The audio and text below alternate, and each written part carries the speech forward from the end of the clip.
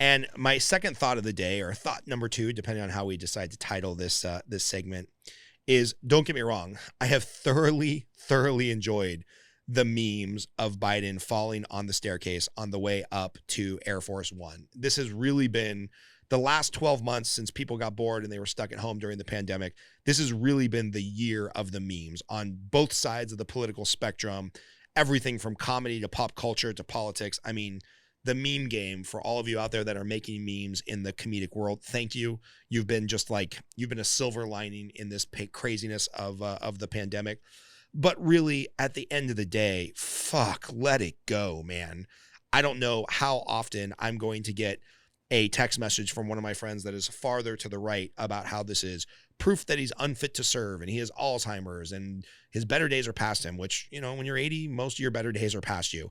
But you know, I hate it when people latch on to something in the zeitgeist, the social zeitgeist, the cultural zeitgeist, to prove their political point, instead of doing the work that we just did, which is, you know, go through HR Bill 1192, go through and learn a little bit about the money that's being spent, go through and learn a little bit about how government works, and then make your decision about why you think Trump is a horrible president or Biden is a horrible president. But the idea that we've boiled down some of the most important political conversations to a meme, like a meme is fun to entertain, bumper sticker politics, Bush lied, people died. That's interesting. That's a good way to rally your base and get everybody fired up and angry at each other, but let it go. I'll tell you,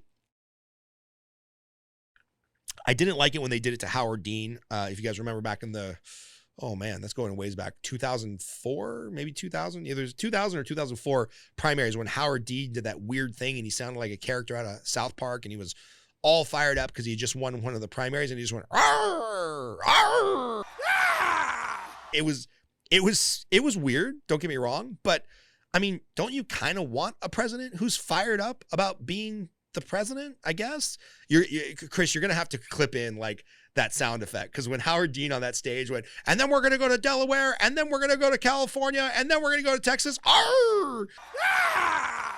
Like that ruined his run for president. And I thought Howard Dean was a pretty good guy. Like maybe I didn't agree with some of his politics, but he seemed genuinely interested in helping the American public.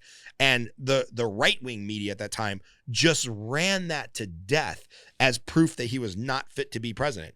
I didn't like it when they did it to Bob Dole. If you remember when Bob Dole was running for president, at one point he had a slip of the tongue. I think this was when he was running against, I guess it was Clinton. Clinton for the Clinton's second term. And at one point he said Brooklyn Dodgers. And I swear to God, for 3 weeks, the only thing that the news led with was, whoa, Bob Dole, out of touch, clearly has Alzheimer's. Do you want to go back to the 50s when men believe that women should be barefoot and pregnant? Because that's what Bob Dole's going to do if he still believes the Dodgers are in Brooklyn instead of Los Angeles. And I was like, guys, let it go. Let it go. I didn't like when they did it to Obama and he got caught in the middle of a speech after traveling for 5 days on the campaign trail, probably sleeping a total of 2 hours in 5 days. And he said, we've been to all 52 states. Now, I'm pretty sure Obama, a college grad, knows that there's 50 states. Maybe he meant 50 states and a couple territories. Maybe he meant 42 states. All I know is if there was a camera on me 24/7 for an entire election cycle, 20 people would want to murder me. A couple hundred people would no longer be my friend. And I would sound like a babbling idiot if every word that ever came out of my mouth was on camera. So I didn't like it when they did it to him. I didn't like it going back to Dan Quayle when they were trying to win the culture wars and, you know, Dan Quayle misspelled potato, or he spelled it in an alternate fashion, or he thought there was an E at the end. I can't even remember. I probably can't spell potato right now. Right now, if you're listening to this, write down the word potato and see if your potato has an E or not an E in it. I still don't know how to spell it correctly. So I didn't like when they played that over and over and over again. And, you know, one of the things that we're seeing right now, we saw this when Democrats wanted to villainize McCain and scare people. And we saw it when Republicans wanted to villainize Biden and scare people with this idea of like McCain or Biden's going to die tomorrow. And then previously, oh God, I can't even remember her name. Sarah Palin was going to become president, or Kamala Harris was going to become president. Neither Sarah Palin or Kamala Harris were prepared to be president. Sarah Palin, she'd been a governor of a large state, really had no federal experience. Kamala Harris in her own primary couldn't get 0.2% of the vote to stay on the stage, so her own party rejected her. The thought that either of them are particularly prepared to be president is probably a valid concern, but fear-mongering with this idea of like McCain or Biden are going to die tomorrow, it's just Coke versus Pepsi, right?